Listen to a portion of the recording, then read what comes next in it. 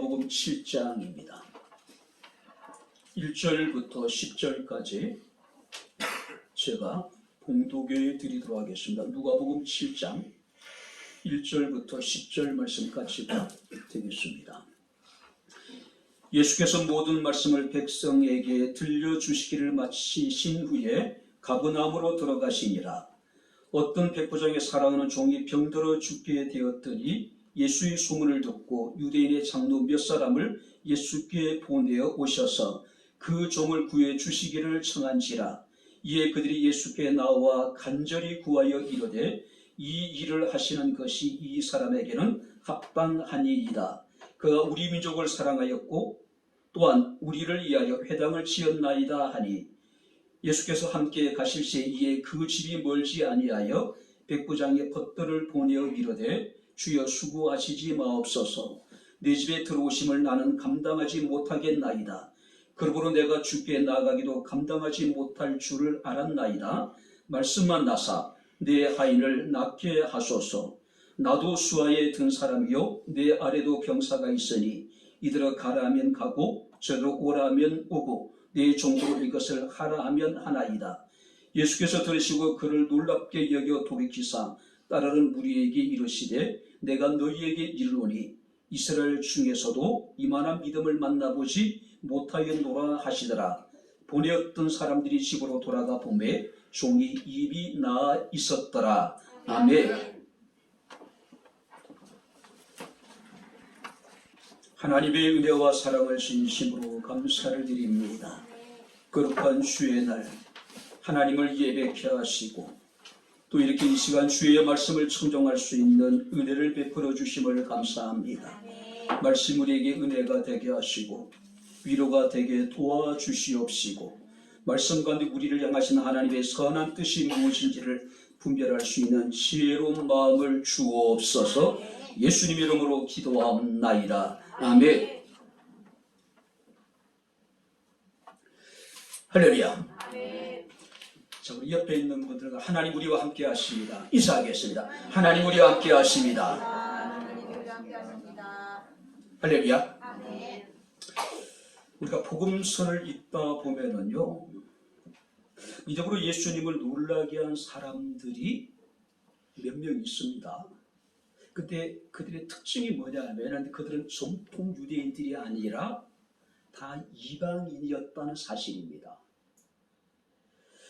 자, 귀신 들린 딸을 고쳐달라고 주님 앞에 나와서 엎드렸던 간구했던 가난한 여인을 우리는 기억을 합니다. 또 나병에서 고침을 받고 주님께 돌아와서 하나님께 영광을 돌렸던 사마리아인이 그러했고, 또 오늘 본문의 주인공은 여러분들이 그 백부장이 그렇습니다. 특별히 백부장의 믿음에 대해서 주님께서는 굉장히 놀랍셨다고 여기 말씀을 하고 있습니다. 그야말로 감동을 하셨다는 이야기입니다.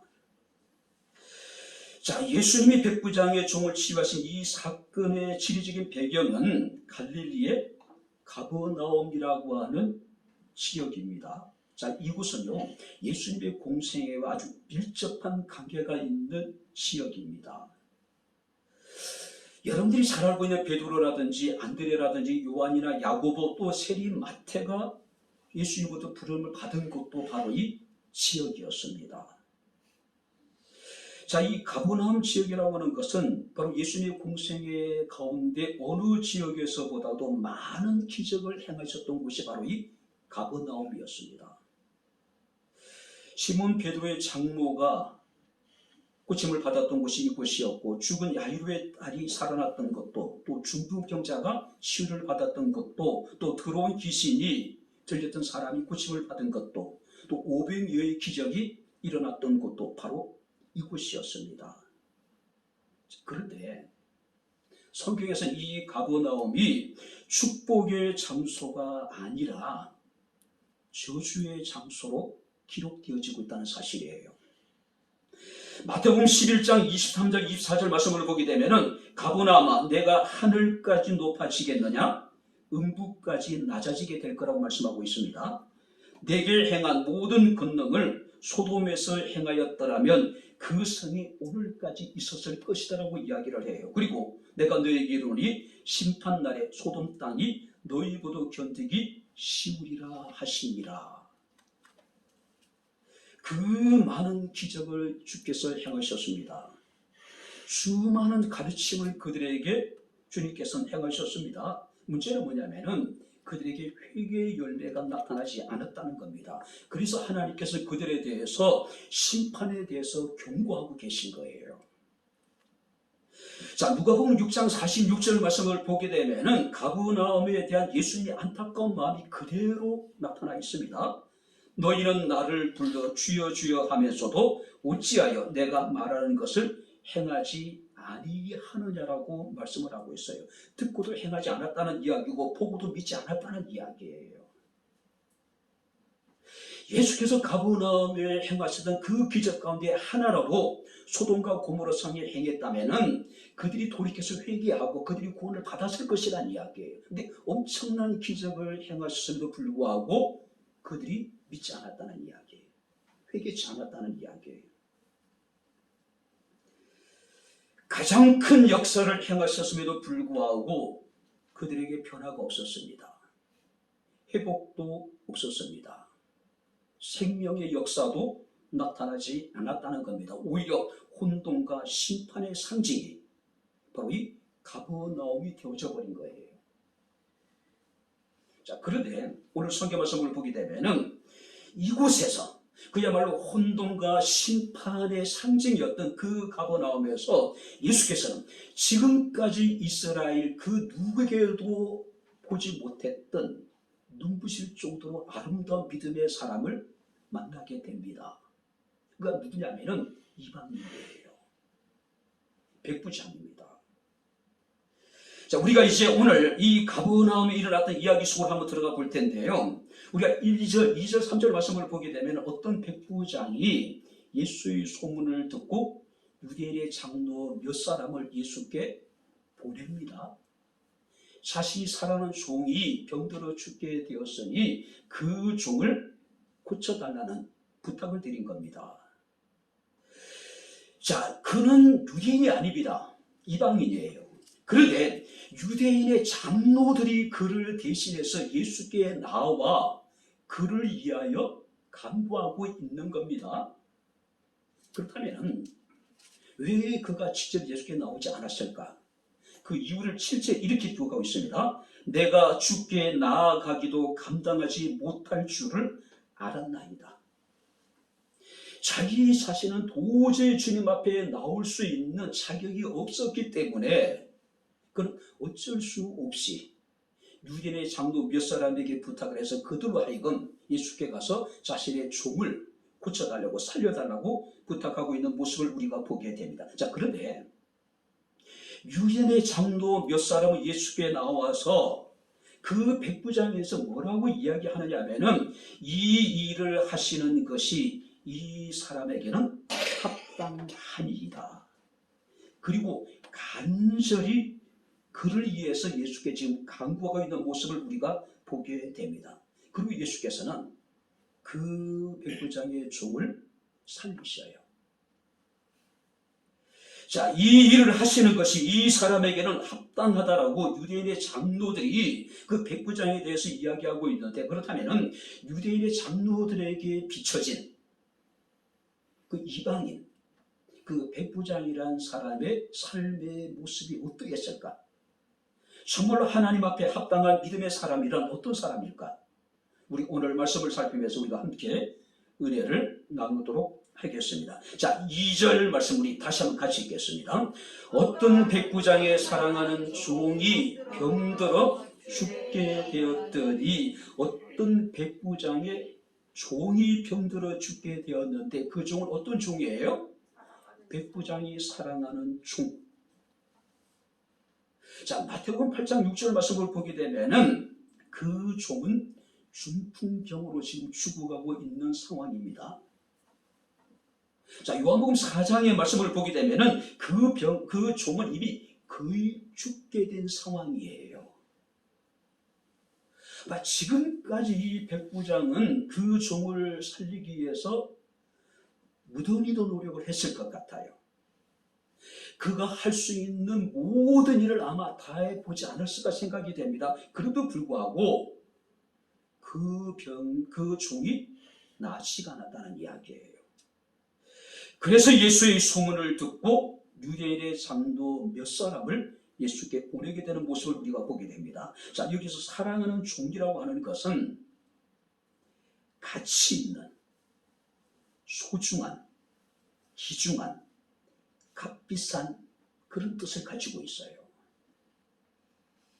자, 이 백부장에 있어서 지금 죽어가고 있는 그 종은 사랑하는 종인데 정말로 주인에게 있어서 무엇보다도 가치 있고 소중하고 귀중한 그런 종이었다는 이야기예요.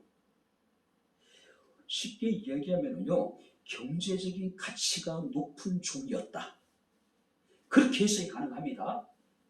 그런데 누가는 그런 차원에서 지금 이 종에 대해서 이야기하고 있는 것이 아닙니다. 그러니까 기능적 차원보다는 인간적인 관계 속에서 그 병들어 죽어가고 있는 그 종은 백부장에 있어서 무엇보다도 가치 있고 소중하고 귀중한 존재였다는 사실이에요. 자, 이것을 뒷받침하는 이야기가 7절 말씀에 기록되어져 있습니다. 그 백부장, 그 종에 대해서 내 하인이라고 이야기를 해요. 자, 여기서 하인이라고 하는 여러분들이 헬라어 단어는 파이스라고 하는 단어를 사용하고 있는데 뭐냐면은 내 아들입니다. 내 딸입니다. 자, 장로들은 예수께 와서 그 백부장의 종을 고쳐줄 것을 예수께 청했는데 정작 백부장은 그 종을 내 아들처럼 내 딸처럼 소중한 존재라고 지금 이야기하고 있는 거예요. 어떤 사람에게 있어서 그 종은 천한 종일 뿐이었지만 백부장에 있어서는 너무나도 사랑스럽고 소중한 존재였다는 이야기예요. 어쩌면 이것은요, 우리를 향하신 하나님의 마음이 아닐까요? 자, 우리가 이사야서 43장 4절 말씀을 보니까 하나님이 이스라엘에 대해서, 하나님 우리에 대해서 내가 내 눈에 보기에는 보배롭고 존귀하며 사랑스럽다. 할렐루야. 네. 사람들의 눈에 보기에는 하찮은 종이었고 사람들의 보기에는 많은 종들 가운데 한 사람이 지나지 않았지만은 백부장에 있어서 지금 죽어가고 있는 그 종은 자신의 가장 소중한, 가장 귀중한 아들 같은 존재였고 딸 같은 존재였다는 사실이에요. 내가 내 눈에 보배롭고 존귀하며 내가 너를 사랑하였다. 사람들을 보기에는 우리 한 사람 한 사람 수많은 사람 가운데 그냥 한 사람이 지나지 않을 수 있어요. 어쩌면 사람들은 우리의 경제적인 가치를 가지고 우리를 판단할 수 있습니다. 그러나 하나님은요, 세상의 그 무엇보다 우리 한 사람 한 사람이 보배롭고 존귀하고 사랑스러운 존재였다는 사실이에요. 로마 시대에 있어서 종은요, 살아있는 도구일 뿐입니다. 주인의 재산에 지나지 않았습니다. 종에게는 어떤 권리도 보장되지 않았습니다. 자, 당시의 문헌에 의하면요, 일반적으로 사람들이 1년에 한 번씩 자신의 어떤 모든 재산을 이렇게 이제 점검을 합니다. 그리고 낡고 파손된 것들은 처분하라고 이야기를 해요. 근데 이 처분의 대상 가운데 하나가 누구냐면은 종들이에요. 늙고 힘이 없고 병든 종들은 버리란 이야기예요. 집안 내 쓸모없는 우리가 여러분 물건들을 내다 버리듯이 힘이 없고 늙어서 병이 들어서 밥값하지 못하는 그런 종들은 내다 갖다 버리란 이야기예요. 그런 존재가 그것이 여러분들이 당시에 종의 현실이었단 말이에요. 근데 이 백부장은 달랐습니다. 마치 자신의 아들처럼, 자신의 딸처럼 세상에 무엇과도 비교할 수 없는 소중한 존재로 그를 여기고 있었다는 겁니다. 뭘 얘기합니까? 그는 편견 없는 사람, 누구에게도 차별하지 않고 그런 진저성을 가지고 사람들을 사랑했던 그런 인물이었음을 우리가 보게 됩니다. 자, 사무엘상 3장에 보게 되면은 이 다윗이 블레셋에 망명을 합니다.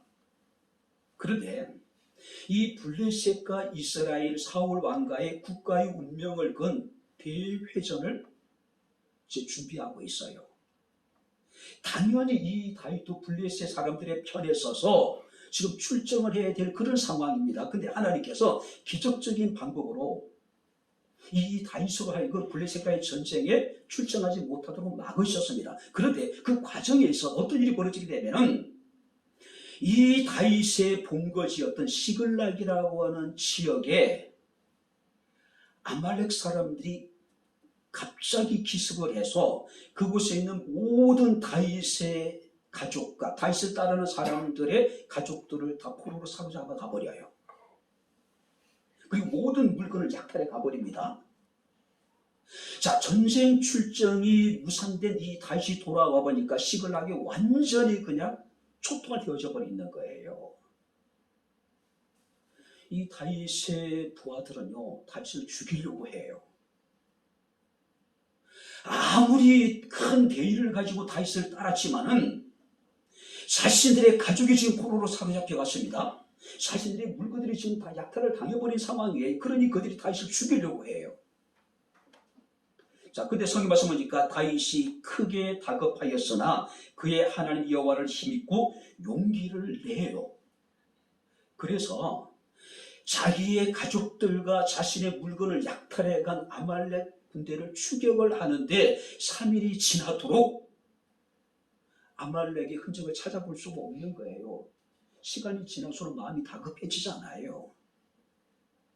그런데 아말렉 사람의 종 가운데 한 사람이 병이 드니까 아말렉 사람들이 그 종을 광야에 버려버려요. 이 종은요, 주인에게 버림을 받고 3일 동안 떡도 먹지 못하고 물도 마시지 못하고 거의 죽어가고 있는 상한 때 다윗이 그를 만납니다. 지극정성으로 돌봐요.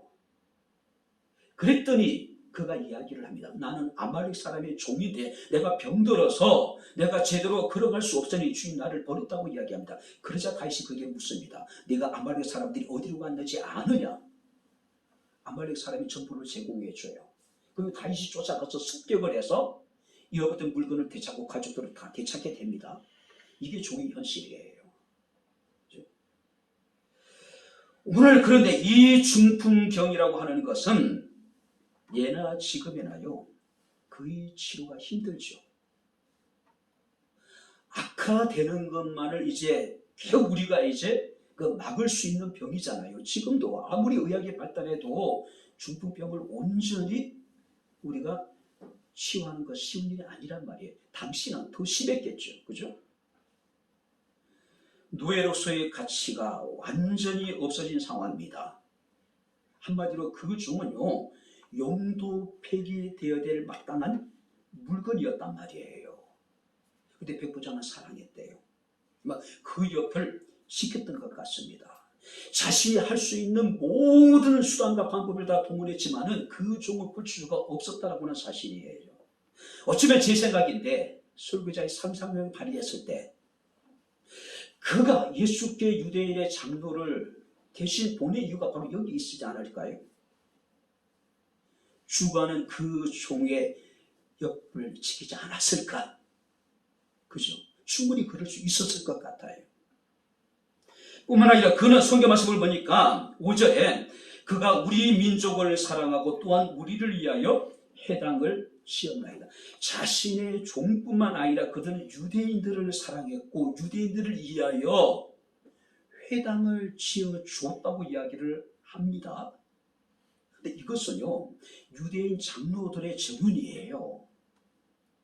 저가 유대인을 사랑하고 저가 우리 민족을 사랑했습니다. 그럼 이게 보세요. 우리나라는 그냥 사랑이라고 하는 단어가 하나로 사용되지만은 당시 여러분들이 우리가 헬라어에서는 다양한 여러분들이 단어들이 사용됩니다. 자, 이성 간의 사랑을 표현할 때는 에로스라고 하는 단어를 사용하죠. 자, 혈육 간의 사랑을 나타낼 때는 스토로게라고 하는 단어를 사용합니다. 그리고 연인과의 사랑을 나타낼 때는 그 친구 간의 우정을 나타낼 때는 필레오라고 하는 단어를 사용합니다. 그리고 하나님의 사랑, 신적인 사랑에 대해서는 아가페라고 하는 단어를 사용해요. 자, 그렇다면 유대인들의 장로들이 이 백부장이 우리 민족을 사랑했다라고 여기 이야기하고 있는데, 여기서 사랑은 어떤 사랑이었을까요? 아가페라고 하는 단어를 사용해요. 아가페적인 사랑.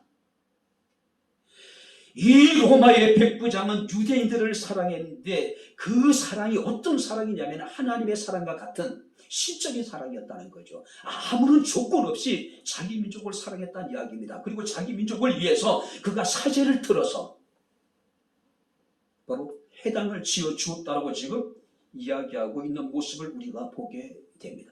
여러분들이 이런 사랑을 우리가 실천하는 것이 쉬운 일이 아니겠죠.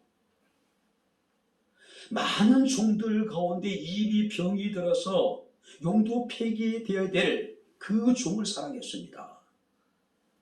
그 종을 고치기 위해서 유대인의 장로들에게 부탁을 해서 예수께 청합니다. 그리고 그는 유대인들을 사랑하는데 그 사랑이 아가페적인 사랑, 신적인 사랑, 하나님의 사랑과 같은 사랑이었다는 거죠. 대부분 여러분들이 정치인들이 국민들을 사랑합니다라고 표현할 때는 그 사랑이라는 것은 우리가 신뢰할 만한 사랑일까요? 다 정치적인 목적이 있는 것이죠. 그들은 국민을 섬긴다고 하지만 실제적으로는 오직 그들의 목표는 뭡니까? 표를 얻어서 자신의 어떤 권력을 유지하는 것. 근데 이 로마의 이 백부장은 그렇지 않은 거예요. 무조건적인 사랑입니다. 헌신적인 사랑이에요. 신적인 사랑을 자기 동포들이 아니라 자기 민족이 아니라 피지배 민족이었던 유대인들에게 지금 실천하고 있었다는 이야기예요. 진정한 여러분들 하나님 앞에 인정을 받을 수 있는 사람은 어떤 사람일까요? 내가 너에게 새 계명을 주노니 하나님을 사랑하고 이웃을 사랑하라. 할렐루야. 사랑하는 거예요. 자, 두 번째 말씀을 보시기 바랍니다. 자, 4절 말씀 우리 다시 한번 같이 읽겠습니다. 4절 다 같이 읽겠습니다. 이에 그들이 예수께 나와 간절히 구하여 이르되 이 일을 하시는 것이 이 사람에게는 합당하니이다. 5절 읽겠습니다. 그가 우리 민족을 사랑하고 또한 우리를 위하여 회당을 지었나이다. 유대인들의 장로가 와서 로마의 백부장을 지금 칭찬하고 있는 겁니다. 굉장히 낯선 장면입니다. 그죠? 자, 이방인이었던 백부장이 유대 장로들을 보낸 그 자체가 굉장히 낯선 장면이에요. 당시 유대인들에게 있어서 이방인들은 할례 받지 못한 자로 취급이 되어졌습니다. 근데 유대인의 장로가 백부장을 대신해서 예수께 나왔다는 겁니다. 그리고 굉장히 호의적이고 자발적으로 그 백부장을 위해서 예수께 지금 간절히 간구하고 있는 겁니다. 모든 것이 지금 여러분들이 낯선 상황이에요. 낯선 장면입니다. 그리고 더 낯선 것은 5절 말씀에, 그러니까 4절 말씀에 이 일을 하시는 것이 이 사람에게 합당합니다. 합당하다는 이야기는 뭐냐면은 이 사람은 예수님의 은혜를 받을 만한 자격이 있는 사람입니다. 그러니 이 사람의 청을 들어주는 것이 옳습니다라고 이야기를 해요. 유대인들의 격언에 보게 되면 평판은 최고의 소개장이라고 이야기를 합니다. 사람으로부터 평판을 듣는다는 것은, 좋은 평판을 듣는다는 것은 굉장히 영광스러운 일이죠. 명예스러운 일입니다. 자, 백부장이 그런 평판을 듣고 있는 거예요. 아마 지금까지 유대인들에게 있어서 비춰진 백부장의 모습은 지금까지 그들이 경험해왔던 어떤 로마 사람들과 이방인과는 다른 특별한 사람이었다는 거예요. 우리가 요한 3서에 보게 되면 두 명의 인물이 등장을 합니다. 첫 번째 누구냐면은 디오드레베라고 하는 인물이 등장을 해요. 디오드레베. 자, 그에 대한 평가는 뭡니까? 으뜸되기를 좋아하고 복음을 전하는 전도자들을 집으로 영접하지 아니하고 교회 내에 복음을 전하는 전도자들 집으로 맞아들이는 사람을 교회에서 쫓아내버리고 그리고 온갖 악한 말로 비방하는 인물이라고 소개하고 있어요. 반면에 데메트리오라고 하는 인물이 있습니다. 이 사람에 대해서는 무사람이 그에 대해서 증언하고 있고 진리도 그에 대해서 증언하고 있고 우리도 그에 대해서 증언하고 우리의 증언이 참되다. 무사람, 진리신 예수 그리스도께 그리고 사도들에게 이 데메트리오라는 인물은 인정을 받았다는 이야기예요. 자, 그런데 이런 평판은 아무렇게나 나오는 것이 아니죠. 그냥 만들어지는 것이 아닙니다. 5절 말씀을 보게 되면은 왜냐하면 자, 우리 개혁이나 개혁 개정에 나오지 않지만은 원문에 보게 되면은 이 일을 하시는 것이 이 사람에게 합당합니다라고 이야기하고 난 다음에 왜냐하면 그가 우리 민족을 사랑하고 또한 우리를 위하여 회당을 지었기 때문입니다. 왜냐하면 그가 그렇게 사람들에게 인정을 받고 칭찬을 받을 수 있었던 분명한 이유가 있었다는 이야기예요. 왜냐하면 그가 우리 민족을 사랑하고 또한 우리를 위하여 회당을 지었나이다. 자, 백부장을 대신해서 유대인의 장로들이 예수를 찾아왔던 그 자체만으로도 평상시 백부장의 삶이 어떠한가를 우리에게 단적으로 보여주고 있는 겁니다. 그리고 그 유대인의 장로들이 이 백부장에 대해서 하나님의 은혜를 받기에 충분한 사람입니다라고 지금 인정을 하고 있는 거예요. 유대인들에게서 이방인들은요, 어떤 인물일까요? 하나님의 축복의 대상에서 제외된 인물입니다.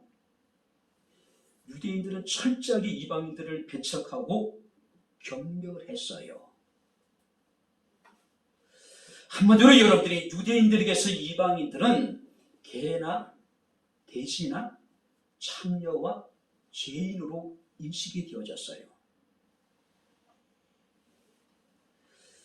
그들이 이방인들에 대해서 지옥의 불쏘시개라고 이야기를 해요. 왜 하나님께서 이방인들을 세상에 많이 만들어 놓으실까? 지옥의 불쏘시개로. 그 지옥불이 뜨겁잖아요. 그렇게 우리가 표현되고 있잖아요. 그 뜨거운 지옥불을 달구기 위한 불쏘시개로 만들기 위해서 하나님이 세상에 이방인들을 많이 만들어 놨다는 얘기예요.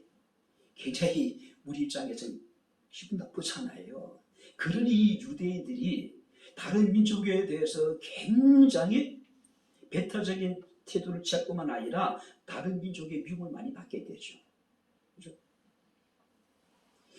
에베소서 2장 11절 12절 말씀을 보니까 너희는 예전에는 할례를 받지 못한 무리라고 칭함을 받았다. 그러니까 경멸을 받았다는 이야기입니다.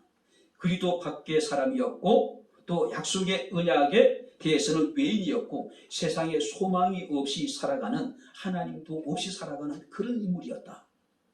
바울이 에베소 교회 성도들에게 이야기하고 있는 거예요. 이것이 이방인들을 바라보는 유대인들의 여러분들이 그런 그 시각이었어요. 자, 그럼에도 불구하고 그 유대인들이 이 백부장을 지금 칭찬하고 있다는 겁니다. 인정하고 있다는 겁니다. 바로 이것은 이 백부장은 모든 가버나움 사람들에게 인정을 받았다는 이야기입니다. 인정을 받았다는 이야기예요.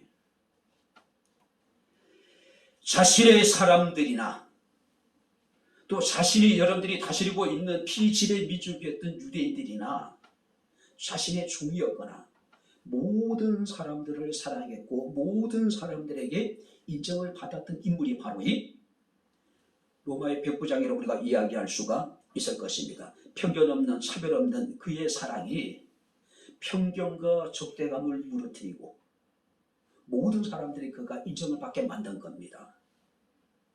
그들이 예수께 와서 이 일을 하시는 것이 이 사람이 합당하다고 이야기하고 있는 겁니다. 2015년 6월 14일 날 우리가 임직식을 했죠. 그때 축사 순서를 맡았던 분이 황연수 목사님이셨죠. 2년 동안 우리에게 부목으로 사역하시다가 윗산에 개척을 하셨던. 자, 여러분들이 기억하십니까? 황연수 목사님이 축사를 하셨는데 제가 지금까지 들어봤던 어떤 축사보다도 탁월했어요. 그게 바로 감동이었습니다. 한마디로 여러분들이 그분의 축사 속에는요, 임직자들에 대한 최고의 찬사가 들어있었습니다. 혹시 기억하십니까? 하나님 앞에 내가 증인이 되어 이 사람들에 대해서 증언할 수 있습니다. 2년 동안 임직자들을 그가 이곳에 함께 사역하면서 봐보셨잖아요. 그리고 자신이 봐왔던 그분들이 임직을 할 때 축사를 하시면서 내가 하나님 앞에서 증인이 되어 임직자들에 대해서 증언할 수 있습니다. 와, 대단하잖아요. 우리 추초론 집사님, 우리 지술래 권사님, 우리 황여희 권사님, 우리 박구석 권사님, 이런 축사를 받은 분이잖아요. 이런 찬사를 받으시고 여러분들이 임직을 받으신 분들이잖아요. 그러니 그 90% 이상 95%의 교인들의 찬성을 받고 권사가 되시고 안수사가 되셨잖아요. 그죠? 쉬운 일이 아니에요. 거의 100%에 가까웠잖아요. 오늘 이 백부장은 편견 없이 차별 없는 사랑을 통해서 모든 사람들에게 인정을 받았다는 겁니다. 모든 사람들에게 칭찬을 받았다고 하는 사실이에요. 믿음은 말로 증명하는 것이 아니라 삶을 통해서 드러내야 됩니다. 할렐루야. 우리 칭찬 만난 우리 백향목의 성들이 다 될 수 있기를 주 이름으로 축원합니다. 그랬으면 좋겠어요. 목회자가 성도들에 대해서 칭찬을 하고 성도들이 목회자에 대해서 칭찬을 하고 하나님 앞에 섰을 때에 하나님, 우리 목사님의 기도를 들어주는 것이 합당합니다. 목회자가 하나님 앞에 서서 기도하면서 하나님, 우리 성도들의 기도를 들어주는 것이 합당합니다. 제가 어떻게 지금까지 하나님을 사랑해 왔는지, 저들이 어떻게 교회를 섬겨왔는지 하나님 아시지 않습니까? 그런 교회라면 얼마나 행복할까요? 그죠? 마지막 세 번째 말씀을 보시기 바랍니다. 자, 6절, 7절 말씀 우리 다시 한번 같이 읽겠습니다. 예수께서 함께 가실 때 이에 그 집이 멀지 아니하여 백부장의 벗들을 보내어 이르되 주여 수고하시지 마옵소서 내 집에 들어오심을 나는 감당하지 못하겠나이다. 그러므로 내가 주께 나아가기도 감당하지 못할 줄을 알았나이다. 말씀만 하사 내 하인을 낫게 하소서. 굉장히 단순한 믿음이에요. 단순해요. 자, 백부장이 보낸 장로들의 말을 듣고 예수께서 그 백부장의 집으로 가십니다. 그때 백부장이 급히 자신의 벗들을 보내서 예수께 이르기를 자신의 집에 들어오심을 내가 감당하지 못하겠나이다. 내가 주님께 나아가는도 감당하지 못하겠습니다. 말씀만 하사 내 하인의 병을 고쳐달라고 이야기를 합니다. 자, 분명히 유대인들의 장로로는 와서 이 일을 행하는 것이 이 사람이 합당하다고 했는데 정작 본인은 나는 합당하지 않습니다라고 이야기하는 거예요. 그가 얼마나 겸손한 사람인가를 보여주고 있는 겁니다. 뿐만 아니라 그는 예수님에 대해서요 굉장히 배려해, 상대에 대해서 배려하는 마음을 가지고 있습니다. 왜냐하면 당시 이 유대인들은 이방인과의 어떤 접촉을 이방인과 교제하는 것을 금하고 있었단 말이에요. 그렇기 때문에 이방인으로서 자기 자신 직접 예수께 나오지 않았던 이유는 뭐냐면은 상대에 대한 배려하는 마음이 있었단 말이에요. 그죠?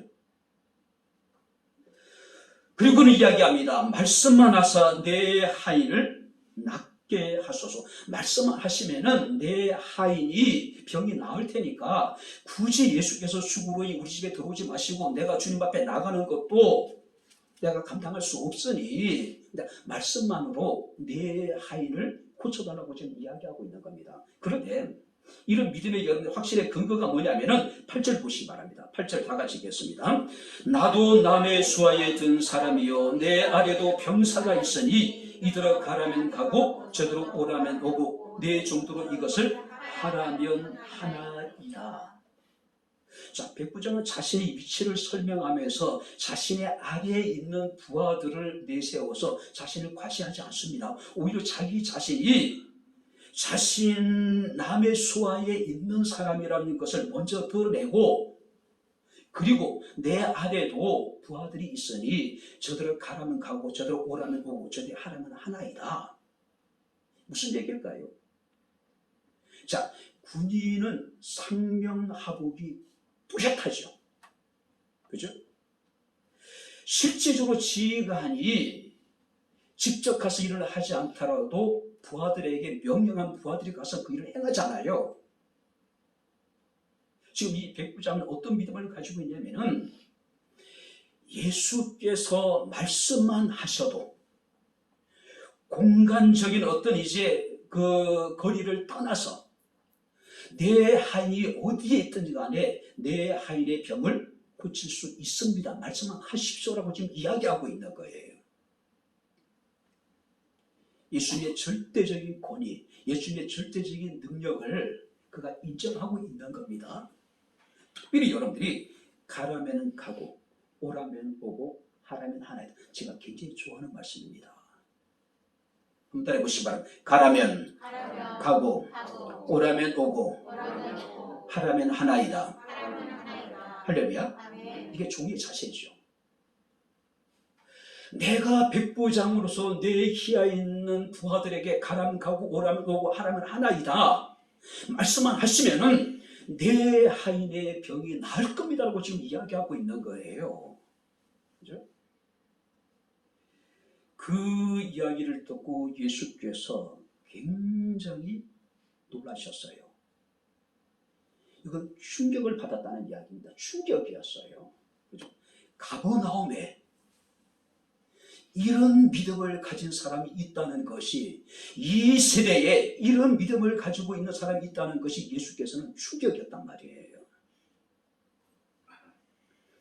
그래서 예수께서 말씀하시기를 예수께서 들으시고 그를 놀랍게 여겨 돌이키사 따르는 누에게 이르시되 내가 너희에게 이르노니 이스라엘 중에서도 이만한 믿음을 만나보지 못했다. 이만한 믿음을 만나보지 못했다. 유진 피터슨 목사님의 메시 성경을 보게 되면은 단순한 믿음이라고 표현합니다. 자, 쉬운 성경에서는요 큰 믿음이라고 이야기를 해요. 이스라엘 중에서도 이렇게 단순한 믿음을 가진 사람을 내가 만나본 적이 없다. 믿음은요 단순해야 돼요. 믿음에 있어서 복잡한 것만큼 이건 곤란스러운 건 없습니다. 단순해야 돼요. 말씀만 하사 내 하인을 낫게 하소. 말씀만 하시면 내 하인이 낫겠다는 이야기예요. 굉장히 단순한 겁니다. 어린 아이와 같은 단순한 믿음이 지금 필요합니다. 이런 믿음이 우리에게 필요해요. 우리 하나님 우리에게 말씀하실 때 어떻게 누구를 통해서 어떤 과정을 통해서 하나님 말씀하시면 하나님이 알아서 책임지신다. 할렐루야. 우리는 단순하게 믿으면 되는 거예요. 자, 예수께서 칭찬하시던 그 믿음은 어떤 믿음이올까요? 우리가 6절 7절 말씀 보니까 그는 예수에 대해서 주님이라고 여러분들이 부릅니다. 당시 주라고 부를 수 있는 존재는 황제 하나였어요. 근데 로마 군인이 예수를 주라고 지금 고백하고 있는 겁니다. 이건 굉장히 놀라운 신앙의 고백입니다. 바로 그는 이미 소문을 통해서만 예수에 대해서 들었지만은 예수님이 어떤 분인가를 분명히 확신했다는 이야기예요. 그가 하나님의 아들이심을 믿었다는 이야기예요. 그래서 예수님에 대해서 주라고 표현하고 있는 거예요. 주. 뿐만 아니라 그는 예수님의 능력을 온전히 믿었어요. 말씀만 하사 내 하인을 낫게 하소서. 자, 여기서 말씀만 하사 내 아이를 낫게 하소서. 직역하면 간단합니다. 예수님이 한마디만 하시면, 할렐루야. 예수께서 한마디만 하시면은 지금 병들어 죽어가고 있는 내 아이 낫겠습니다라고 이야기하고 있는 거예요. 한마디만. 고대 사회에서 사람들은요, 치유의 기적이 일어날 때는 반드시 신적인 능력을 전해주는 중재자와의 어떤 접촉을 통해서만이 기적이 일어난다고 생각을 했어요. 뭔가 신적인 능력을 증거하는 중재자들과 직접적인 접촉, 그러니까 뭐 손을 얹어 안수를 하거나 아니면 여러분들이 뭐 상체에 손을 얹어 뭐 기도를 해주거나 이런 과정을 통해서 열왕기하 5장에 보게 되면 나만 장군이 문둥병이 들죠. 나병이 들잖아요. 그가 이제 아람 왕의 친서를 가지고 이스라엘을 이제 찾게 되죠. 이스라엘 왕이 그를 엘리사 선지자에게 보내잖아요. 근데 엘리사 선지자가 나만 장군에게 뭐라고 얘기합니까? 얼굴 보지 않고 그 병이 어떠한가를 살피지도 않고 요단강에 가서 7번 몸을 잠그라고 명령을 해요. 그랬더니 나만 장군이 열받죠. 씩씩거립니다. 그럼 돌아가려고 해요. 아니, 요단에 가서 7번 몸을 잠가서 나을 병이라면은 이 아람에는 얼마나 큰 강이 깨끗한 물을 가진 강들이 많은데 내가 돌아가겠다고 이야기를 하잖아요. 그의 생각이 어떻기 때문일까요? 내 생각에는 저가 내게로 나와 서서 그의 하나님 여호와 이름을 부르고 자신의 상처 위에 손을 얹고 기도해서 내 병을 고쳐줄 거라고 생각을 했는데 엘리사 선지자가 야 요단에가 7번 몸을 잠그라고 하니까 씩씩거리고 돌아가려고 했던 거예요. 결국 수행원들이 그를 말려서 그가 엘리사 선지자의 말에 순종해서 요단에 7번 몸을 담갔더니 그 병이 고침을 받고 그 살이 어린아이의 살같이 시게 되었다고 성경에 기록하고 있습니다. 보통 사람들이 바로 기대하는 거예요. 뭔가 목회자가 와서 머리에 손을 얹고 기도해주고 아픈 부분에 손을 얹고 함께 이제 안수해주고 뭐 이런 과정들. 근데 백부장은 그런 게 아닙니다. 예수님이 한마디만 하시면은 지금 병들어 죽어가고 있는 내 종이 내 하인이 고침을 받을 수 있습니다라고 이야기하는 겁니다. 주님의 말씀의 능력을 온전히 그가 믿었다는 이야기입니다. 신체적인 접촉이나 어떤 환상 따위를 뛰어넘는 오직 말씀에 의지하는 신앙이었다는 거예요. 단 한마디만 하시면은 내 종이 살아날 수 있다라고 지금 이야기하고 있는 겁니다.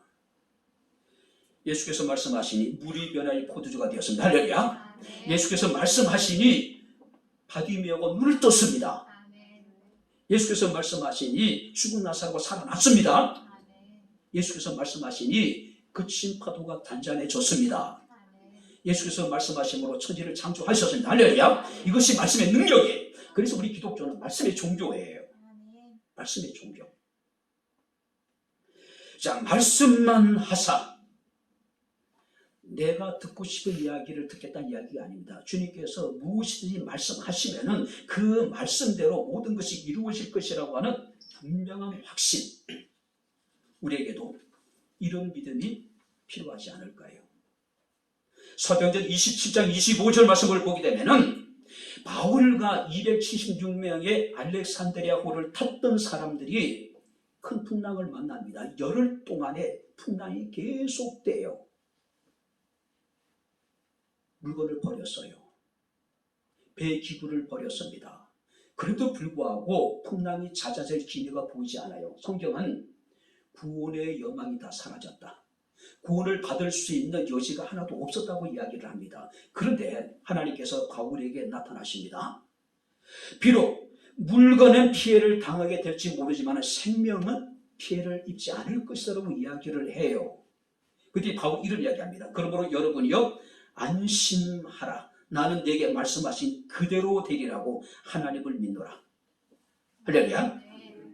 주께서 말씀하신 그대로 되리라고. 할렐루야. 그대로 되리라고 나는 믿노라고 이야기한, 이게 단순한 믿음이에요. 이런 믿음의 능력이 나타나는 겁니다. 이런 믿음의 사람을 하나님께서 축복하시는 거예요. 현대인은 너무 똑똑해요.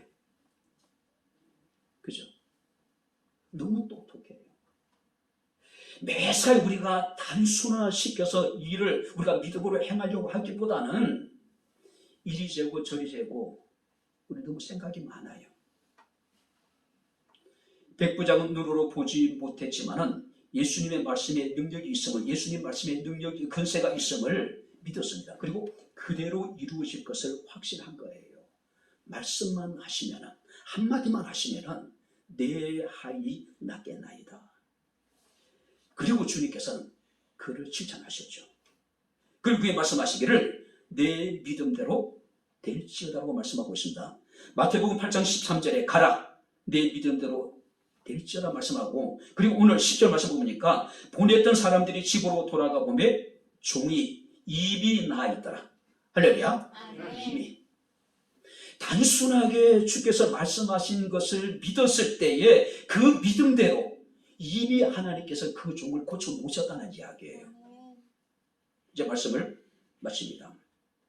이 일을 하시는 것이 이 사람에게 합당합니다. 그야말로 이 백부장은 한 번도 주님을 만난 적이 없지만 자신의 삶을 통해서 주님을 감동시킨 인물이에요.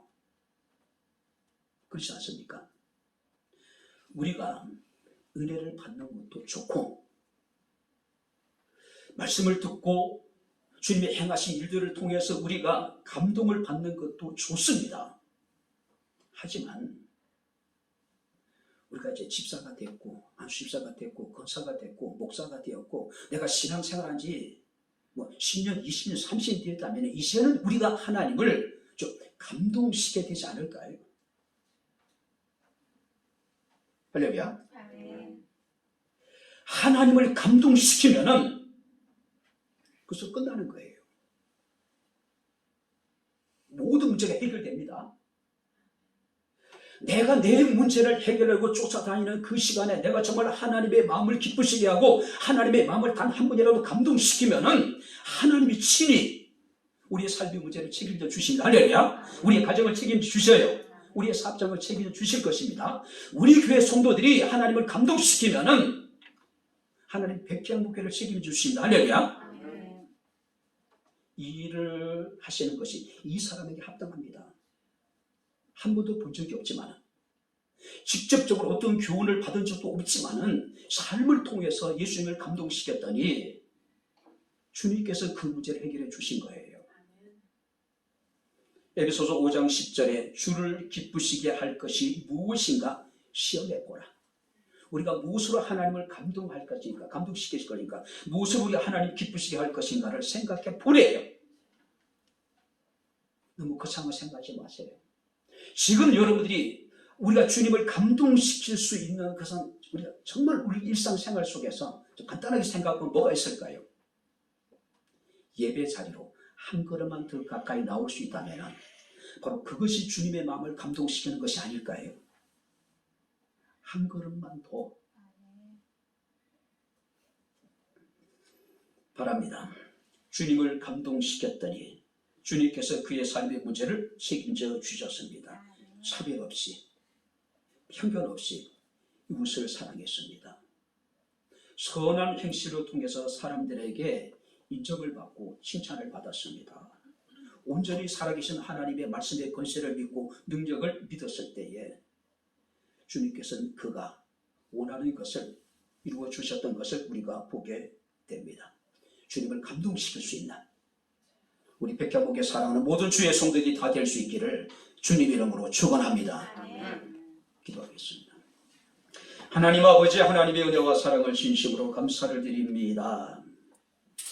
오늘 선포된 주의 말씀을 통해서 우리가 하나님을 기쁘시게 할 것이 무엇인가를 우리가 고민하며 이 문제를 가지고 함께 기도하며 정말로 무엇을 하든지 하나님을 기쁘시게 할 수 있는 저희들의 삶이 되어질 수 있도록 저희에게 은혜를 더하여 주시기를 원합니다.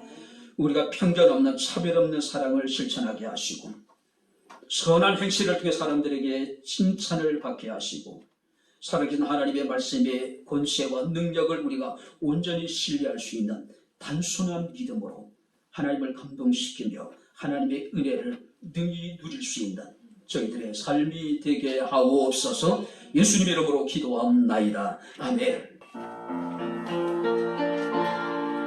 하늘에 계신 아버지 이름 거룩하사 주님 나라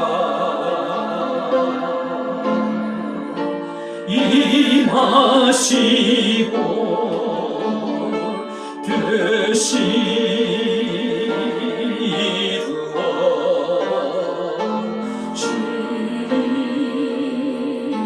이루어지다.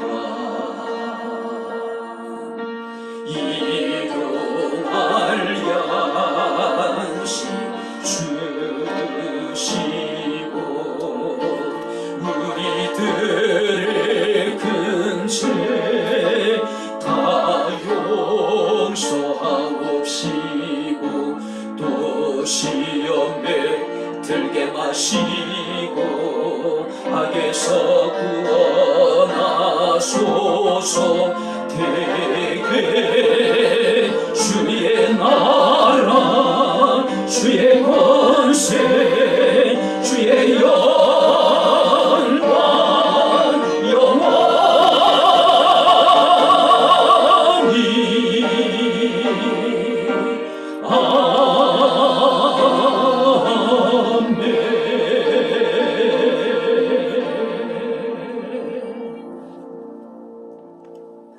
이제는 우리 주 예수 그리스도의 은혜와 하나님의 크신 사랑과 성령님의 교통 교제의 충만 역사 인도하시니 하나님의 마음을 감동시키기를 원하는 주의 사랑하는 모든 성도들 머리머리 위에 저들의 가정과 직장과 사업장과 이 교회와 이 나라 이 민족 위에 지금부터 영원토록 함께 있을지어다. 아멘.